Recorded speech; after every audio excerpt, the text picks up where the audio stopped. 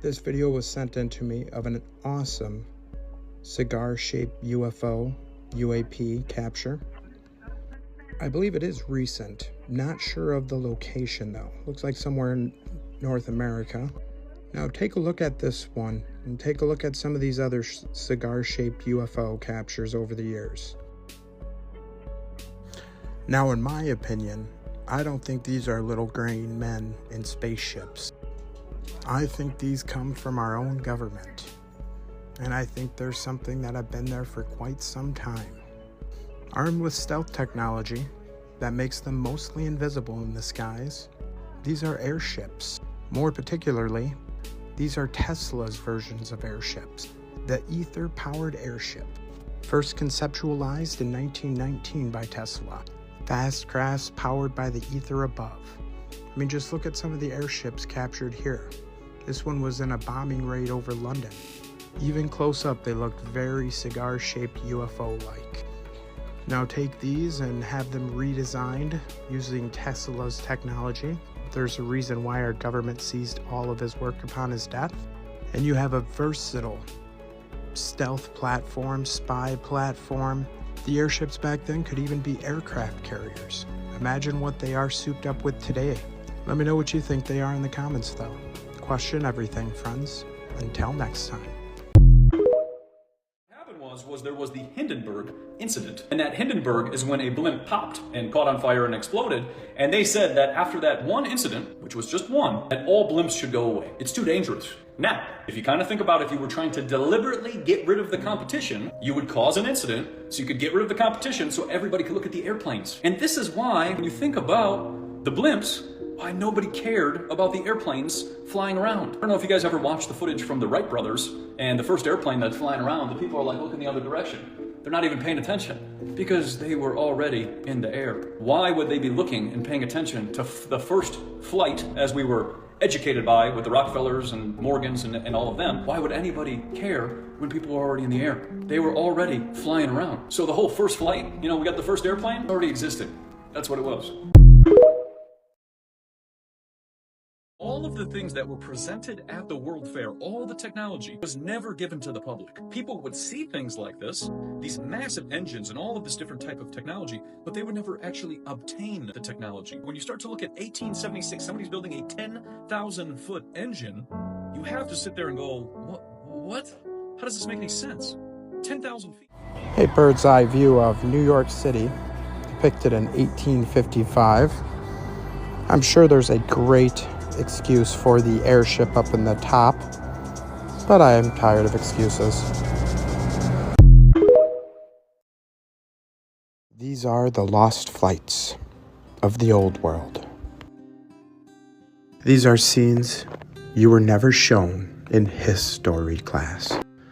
Imagine a world where any high-rise could be an airport, where there's no sitting around for hours on end at an airport terminal, because your apartment or office could be an airport terminal, where no ice walls or remote regions were unreachable. This is not some world imagined in our far-off future. This was our past. A past that was far more advanced than any textbook would show us. A past with beautiful grand architecture, unreplicated today. A past with free energy and free flight.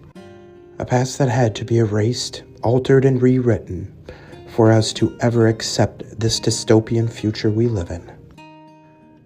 History is nothing more than a set of lies agreed upon. A set of lies they agreed upon and taught to us as unquestioning truth. Well, as always, question everything, friends. Until next time.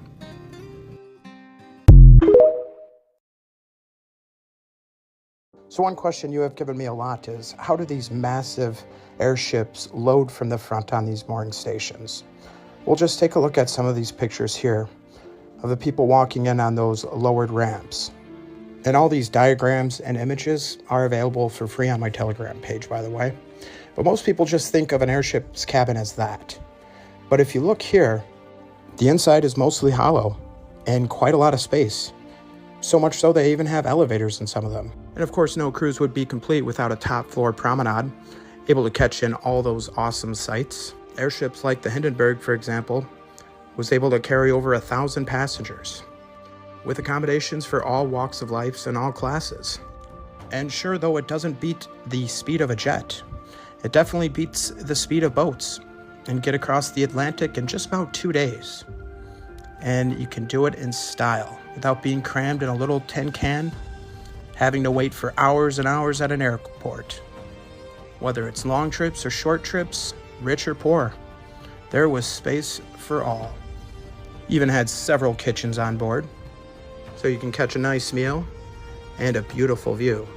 And I always have to show off this awesome map of the Hindenburg. Spot the underwater landmasses there. Perhaps an actual truthful map of a post-reset time. Now, if you really want cool, let me know if you want to see the interiors of some of these military airships. Question everything, friends. Until next time.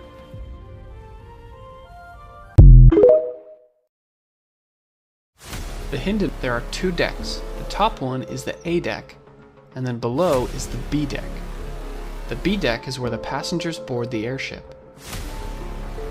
There's angled windows to get a panoramic view of the scene below, bathrooms, areas for the crew, the kitchen, and the officer's mess.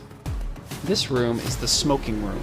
It was pressurized so that there was no chance of any hydrogen leaking in. And yes, hydrogen is flammable. We'll talk more about this gas later in the video. The stairs here take us up to the A deck, which is where the passengers spent most of their time. There are more windows on both sides of the ship. Here's the reading and writing room, and the lounge area complete with a grand piano. Normally, grand pianos can weigh as much as 1,000 pounds, but that's a lot of weight to put in an airship. This piano is made out of aluminum, and it only weighs about 356 pounds. The passenger cabins have 2 bunks each, and the dining room was on the other side. So now we've seen all the areas where passengers can go.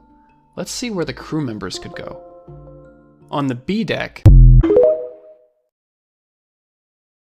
the towers of the old world were built for these airships, with infrastructures of impressive mooring stations installed in many of these towers. Getting on and off these airships were a breeze.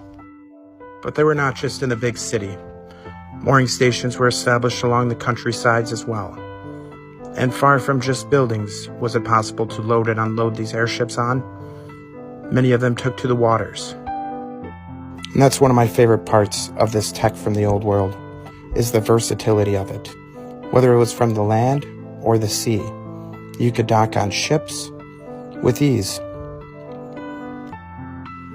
And if you missed your boat docking, no worries, express flights are available right to the airship as well. The towers of the old world were built for these airships, with infrastructures of impressive mooring stations installed in many of these towers. Getting on and off these airships were a breeze. But they were not just in the big city. Mooring stations were established along the countrysides as well. And far from just buildings was it possible to load and unload these airships on. Many of them took to the waters. And that's one of my favorite parts of this tech from the old world, is the versatility of it. Whether it was from the land or the sea, you could dock on ships with ease. And if you missed your boat docking, no worries, express flights are available right to the airship as well. The New Yorker put out a post about the new generation of airships and air travel, and another article on why airships may be the future of travel. Oh, you didn't know? This is old world technology, and look at this ship. My boy True Earthers Unite just did a video on this, talking about how these floating cities could hold 1,100 people. That's the population of Wayne City. And I like the headline of his page. It says, free travel anywhere. Now, the travel itself isn't just free, the energy is. Look at the headline of this old article, Strange Lifting Force. A lot of people are mystified of how these giant structures stayed in the air with entire cities built on the inside of them. You ever heard of the band Led Zeppelin? Yeah, well, this is a Zeppelin, and it's made of steel. So how does it float? Well, you see it's tethering to these Tesla coil-looking structures. It's also a docking port where people dock onto it. Well, what is this strange lifting force that keeps these things afloat? Let me take you to a patent that's very popular here on this channel, the triangular spacecraft. And taking a quick look at the abstract, this little deal here flies using vertical electrostatic line charges that create a horizontal plane wave, basically creating a portable Van de Graaff generator and counteracting the weight of the object to fly. Wait, why wouldn't NASA have this technology? They do! In fact, NASA has an electrostatic levitation laboratory. Your real question should be, wait a minute, how is this anti-gravity craft not somehow using the Einsteinian bending and warping of space-time theory of gravity in order to levitate? How come an anti-gravity craft uses electrostatics to levitate? Because these crafts harness the electrostatic potential in the atmosphere to achieve lift and propulsion. So why have they been covering this up and acting like it's some brand new technology all of a sudden? Because it's a big problem for this. Also, if us peasants get the idea of free energy, what kind of catastrophe's next? Fruit trees on every corner? Which, by the way, they say the reason we don't have more fruit trees in public is because, oh, well, the fruit trees just need too much tending to. No, they only need tending to if you want your apples to look like this. You know, I'd take this organic apple that tastes much better. Yeah, it rots quicker, but I'd rather have it over this GMO wax apple. And I call BS on the public fruit thing because you ever been to like a tropic place? You ever left the United States and went to like Costa Rica or places where they have wild fruit trees everywhere, and you just One more shout out to my boy Phoenix for sending me this article. It's time that we uncover the old world and bring back old technologies. Quit trying to act like they're brand new. This is electric. Everything that is falling to the ground or not falling to the ground is seeking equilibrium based on electrostatics. We can actually test this. We can use something called a corona motor, and whenever we manipulate electrostatics, we can make things levitate. We can make things go up or down, and we can actually change how fast they go down. We can also manipulate the weight of an object simply by manipulating electrostatics. And of course, that's how science actually works, is you do an experiment that shows you what the cause of the effect is, and you can manipulate electrostatics and cause the effect of downward acceleration, commonly referred to as gravity. Of course, I've never seen a test that manipulates space-time, and you will never see that. It doesn't exist. Everyone thinks that the reason things fall is because of gravity, but actually everything that exists is electrostatic. So whenever things go to the ground, they're seeking equilibrium, so they go find their balance on the ground where their charge disperses or spreads out and through the ground. So we have positive charge in the air, we have negative charge on the surface of the earth or on the ground, which is why it's called grounding. And then we introduced positive charge, and then it went back down to the ground to seek equilibrium. This shows that that's actually what objects do when they fall to the ground. They go to the ground because of the electric forces, and they seek equilibrium on the earth. We knew about it as in the 1950s, even earlier, and it's all been hidden because if humans were allowed free energy, free movement. So here on Earth, the positive charge on our bodies is always attracted down towards the Earth, and the negative will be attracted to the air above. This phenomena creates a slight force in that downward vector, because as soon as we leave the ground, we start becoming positively charged by the air around us and are now forced towards the negative of the ground. This is electrostatic acceleration. One might think that the attraction from above and below would cancel out completely, but it is the electrostatic gradient that creates a flow from the positive above to the negative below. Think of the Earth as a flat strainer, and there is a constant flow of water from above, moving very slowly, always applying a force in a downward direction. This would be considered a vector. The electrostatic potential difference getting stronger as you rise from the Earth will keep a steady pressure from above at all times until it reaches the Gaussian surface above. When we reverse the polarity of the electric field and put a negative surface above a positive one, we can reverse this electrostatic phenomenon and get things to stick to the upper plate as if it were the ground. This works with all types of matter. You can move wood, iron filings, and even human hair with these forces. Believe it or not, you can even get water to bend. If the vector lines created between the two Gaussian surfaces are curved, all the matter will follow these field lines as well. In this demonstration, instead of using a flat plane, I used two circular objects as my Gaussian surfaces.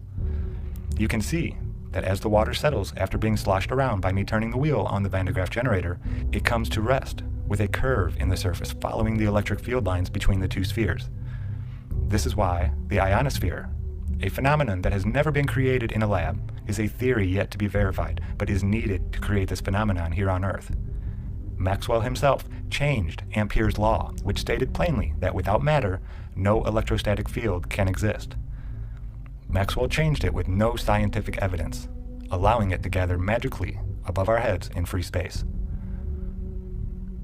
Density and electric potential go hand in hand. The denser something is, the more electric potential it can hold. Not that I believe in the model of the atom, but even the periodic table has a distinction on the amount of electric potential there is in the different elements. In this demonstration, I have a metal button hanging from helium balloons that keep the button buoyant just above the ground. By only adding more electrostatic potential to the button, you can see it will appear heavier and force the buoyant object down along the vector lines created by the electrostatic potential difference. Without changing the density of the medium or the object, one can change the overall weight, or gravitas, of the object. Because the airships of Great Tartaria were made from externally insulated but internally conductive metal framework, an electrical charge was transferred into the metal framework. Currents of electricity were then directionally used to lift and propel the airships of Great Tartaria. Whilst in flight, the metallic airships of Tartaria were continually able to optimally absorb telluric electricity from the atmosphere by the use of conductive antennae. A NASA document from 1979 casually titled Field Resonance Propulsion Concept. Field resonance propulsion is not your typical rocket science. It's a propulsion system theorized to harness the resonance between pulsed electromagnetic waveforms and gravitational waveforms, or as the document poetically describes, space-time metrics. Imagine, if you will, a spacecraft that could slip through the fabric of space-time by syncing up with the natural frequencies of the universe. The implications are staggering. Instantaneous travel across galaxies, bypassing the conventional constraints of speed and distance. Educators from Western science tell us that in Western alchemy there are only 4 elements, when in actuality we have 5 elements in this 3D holographic reality. And the 5th element is the ether of planet Earth.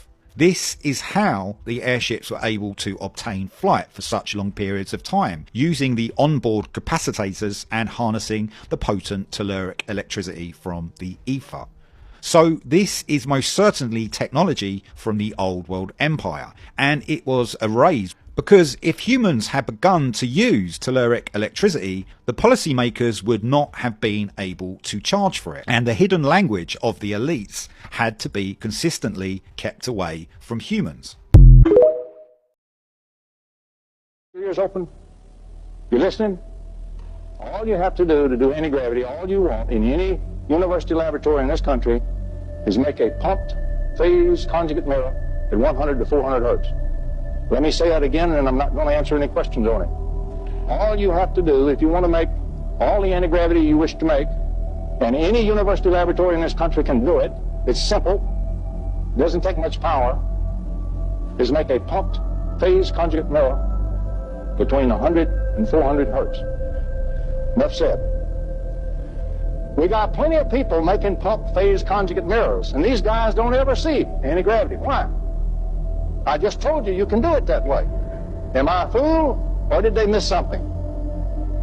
So high energy photons, high frequency photons, are not going to have very much negative times, even when they're antiphotons. They'll have very little, and anti-gravity depends on negative time. Let's reason together. If in positive time, the assumption in Newton's crazy little old gravitational law, attraction of mass, what's the assumption? Positive time. Anybody ever tell you that? No, because they never thought of it. But if you reverse the time, do you not back up the situation? Does now mass not repel? And we have just told you you can go into the nucleus and start charging the nucleus with pattern including negative time. We have just told you that you had to use low frequency. Why? Because you want a big delta T. You don't want a big delta E. Delta E gets in your way, tears you up. So the optics boys never see this. That is so far in the grass you can't even measure it where they're at. They never thought about doing it at 400 hertz. You go home and try it in your laboratory. And then sit on the side laughing for the next 2-3 hours. You know how silly we've all been for years. And how easy it is to do it. I will tell you, if you pursue that, you can take a flashlight battery and levitate a battleship, and I will not discuss that further. Because then you're going to ask me about the Philadelphia experiment, and I'm going to tell you I don't know anything about that.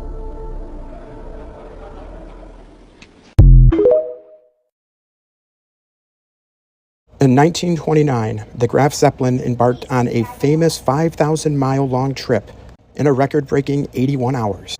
Let's take a tour of its beautiful interior on its leg to Rio. Continuing down the West African coast on our 5,000-mile trip to Rio, we fly close to a large liner and obtain magnificent views of her. We wonder what the passengers are thinking about with their air rival up above. How they must envy our speed as we rapidly overtake them. Life on board the Zeppelin passes swiftly and smoothly. We play cards and other games and watch the miles slip rapidly by. In the distance, we get a brief view of Cape Verde, but our 80 miles an hour gait soon leaves Africa behind.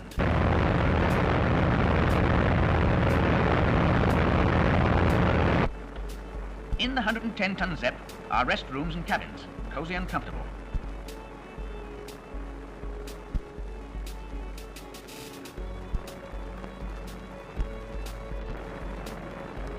And a particularly fine navigating room from which the whole ship is controlled. Writing and games soon bring us to the end of a perfect day, during which we have covered over 1,500 miles. The next morning, we were early astir, and shortly after breakfast was finished, we managed to get some unique shots of the interior of the hull of the Sky Giant, accompanying the captain on his tour of the airship.